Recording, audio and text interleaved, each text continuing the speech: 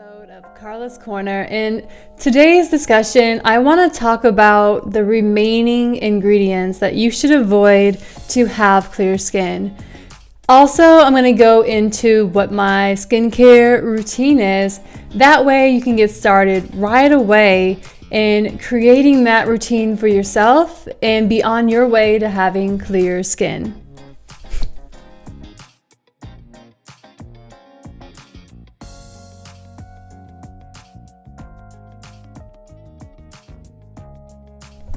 All right, so the first ingredient that you should avoid in this series of how to get clear skin by avoiding these ingredients, the first one that you should avoid is BHA or BHT. Now, BHA or BHT is very similar to BPA, so you should definitely check out my other videos, especially the How to Get Clear Skin Part 1 in this lecture series, to understand just exactly how detrimental the BPA effects can be.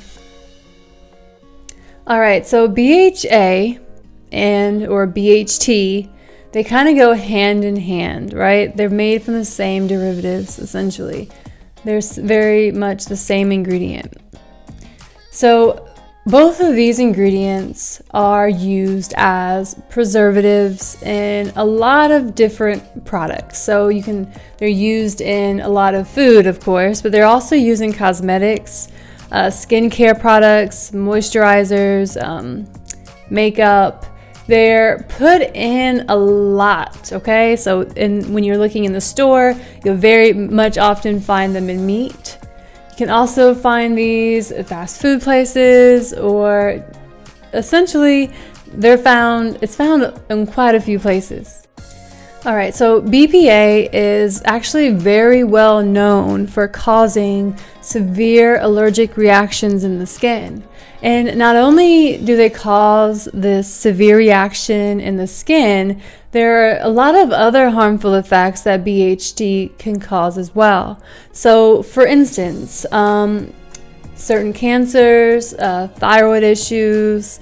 Again, whenever we're talking about an endocrine disruptor, you're putting yourself in danger when you consume these, especially if you are already susceptible to these type of ingredients, these endocrine disruptors. You can cause you to have tumors, can cause you to get cancer in the future.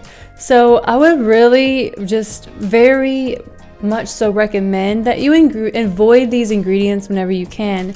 BHT is very bad for your lungs, so also can give you headaches.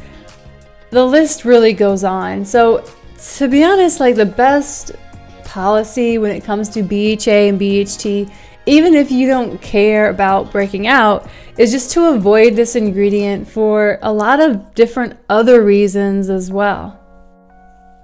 So I just want to reiterate that BHT is very often put in meat. So you might find it in the rib you eat, or sausage, or really a lot of different types of pork, actually. So if you get headaches right after consuming these items, then chances are you are just very much sensitive to the BHT. And there are a few other ingredients that are put in these items as well that you might be sensitive to, and that will be the primary reason why you cannot eat that pork or that ingredient without getting that headache. All right, so as I stated, BHT is an endocrine disruptor. So if you want to find out more about endocrine disruptors, I highly suggest you go ahead and check out my other video about how to get clear skin, episode 1, because in there I talk about the huge endocrine disruptor that BPA is. And so with any endocrine disruptor, it's really just mimicking your estrogen. So this mimicker of the estrogen is very detrimental, especially not only to women, but also to guys. Again, the feminizing effects that this ingredient can cause for you to have is not something any guy would want. So another reason why you have to understand that this is a dangerous ingredient is that both the European Union and also the state of California have labels saying warning of all these detrimental effects on their food packages or any products that are containing them. So there is a reason why whole countries and states have labeled this ingredient to be dangerous. So always, again, if you consume something, you're looking at something that has BHT in it, always just understand that this is a potential dangerous ingredient, and it can also contribute to breaking you out. So I know with me, the way it makes me break out is kind of very similar to BPA. And again, go check out that video so you can kind of get an understanding of the types of cysts that can bring on in your skin, and also other tumorous effects as well. So with BHT, the acne that I get from consuming this ingredient, that acne will probably last about 2 weeks, and then also it's very rough with the scarring.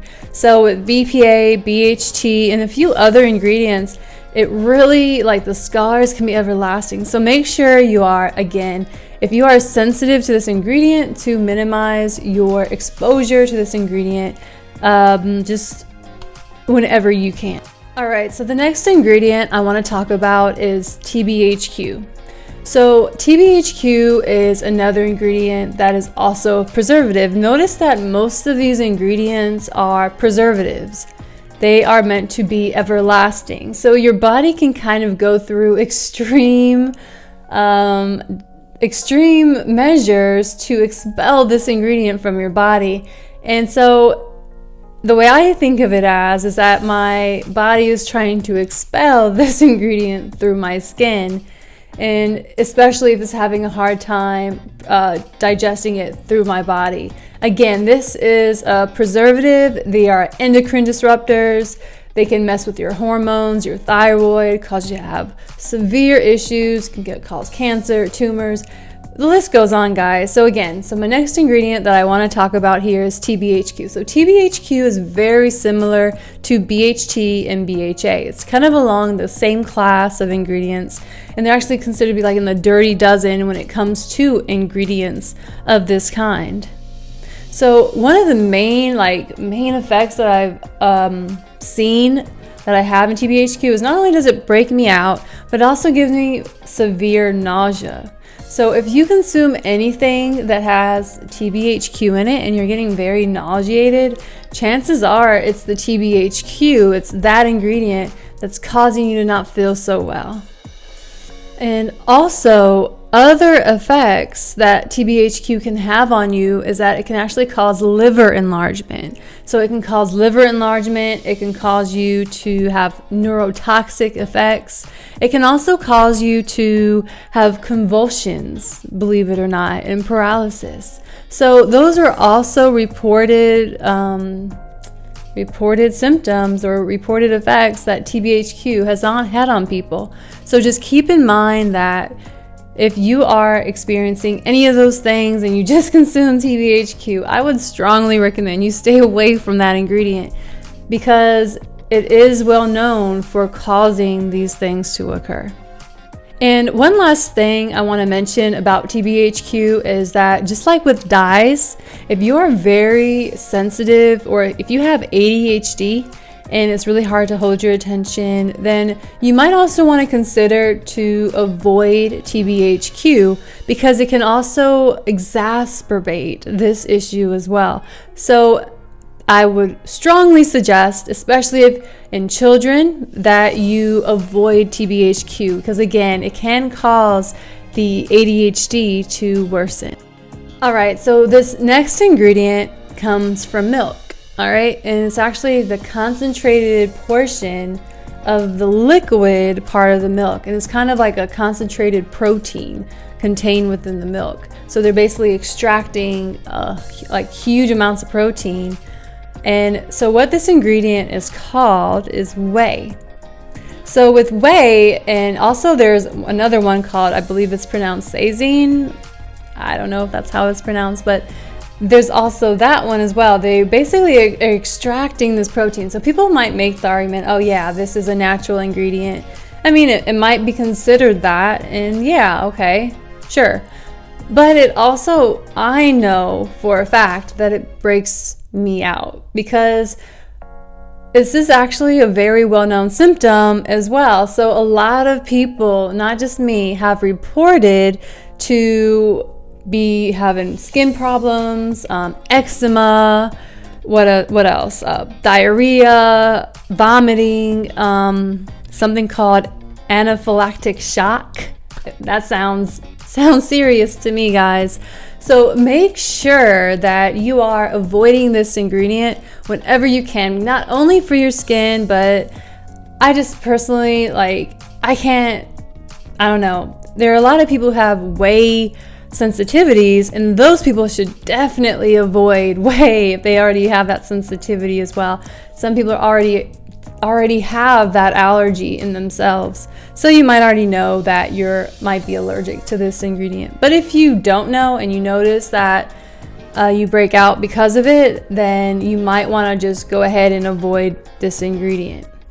Another thing to consider is that I've noticed with whey is that this is the one ingredient that I won't break out right away with. It can actually happen over a span of a few days. So it kind of feels like the ingredient is kind of building up in my system and lets all loose all at once. So if you don't break out right away, but you know that you've had whey within the past few days, then I would strongly suggest that you attribute that breakout to whey, and then just kind of test it out, like stay away from it completely, and then introduce it back and see if over time, like in the next day or so, you will break out again. So that's a good way to find out if you are sensitive to whey. Again, it doesn't happen immediately, but it does happen at least over a few days. It might happen immediately for some of you, especially if you already have a whey allergy. All right, so another ingredient that I want to mention is an ingredient that's called MSG. So MSG and whey are actually very similar too. Whey and MSG are really put into food so they can act as flavor enhancers for that food item, so they can make them taste better. Something that might not taste so good without that MSG in it, it'll taste good because it's in there, right? Not because the food itself tastes good. So another name for MSG that you might have heard of is monosodium glutamate, autolyzed yeast extract, and I also put carrageenan in there as well as being very similar to MSG. And in carrageenan, there was like a huge controversy over this ingredient used in certain almond milk products. And they started taking that ingredient out because they realized how bad it was for your system. So that would be another ingredient that I would avoid. And that carrageenan is really used as a thickener for certain, like to make things more creamy for certain non-milk products. So, and also as a flavor enhancer for certain pastries and a lot of desserts as well. So I would strongly suggest you avoid MSG and all its derivatives, because those can also be a major contributing cause to making you break out. And again, anything that makes you break out, like the purpose of these lecture series is to help you understand the ingredients that are making you break out and to also limit those ingredients in your diet. Because to be honest, like if you are not willing to just eliminate all these ingredients, then you're probably still going to break out, especially if you are sensitive to them, because just like a little bit more like introduced back into your system can cause a huge breakoutage. So I don't want you guys to, have acne. I want you to have clear skin, and I feel like these are some very good strategies to help you with your skin. So make sure you are paying attention to not only this video, but also my past videos too, because I really want you to avoid these ingredients so you can get better skin. And again, these are just my experiences. You might have different experiences, it's just okay. But keep in mind that it's worth a try, right? If you suffer from acne and you don't know what's causing it, then I strongly suggest you check to see if these ingredients are breaking you out. All right, some effects of MSG can actually include being out of breath really easily, so like rapid heartbeats, flushing of your skin, headaches. So if you suffer from headaches after eating something that has MSG in it, then chances are the cause is that MSG, okay? So make sure you are aware of these things. So in any changes, of course, even if it's not what I'm discussing in these videos, any changes that you experience after consuming these ingredients, you might want to just check to see maybe it was an ingredient that caused something to occur. And it doesn't even have to be any of the effects that I listed. It could be really any effect. Who knows how these ingredients affect you? The way I break out when I consume MSG or this ingredient is that it's very similar to BHT, BPA, very similar to all of those endocrine disrupting ingredients. Very large cysts, and it can happen anywhere on your face, like not just your chin area this time, your cheeks, your forehead. Like, it really happens anywhere on your skin. It can give you back acne. So just keep that in mind, that these ingredients are ingredients that you will want to avoid to get clear skin and to keep that acne away. Please stay tuned for the next video where I talk about my skincare routine and just the items that I use on a day-to-day basis that helps me to minimize breakouts. So after I've avoided all those ingredients, then I will go on to have a very good skincare routine that can kind of take care of any other possibility of me breaking out. So I'm going to share that with you in this next video. It's going to be a very quick video just talking about what I use for my skincare products.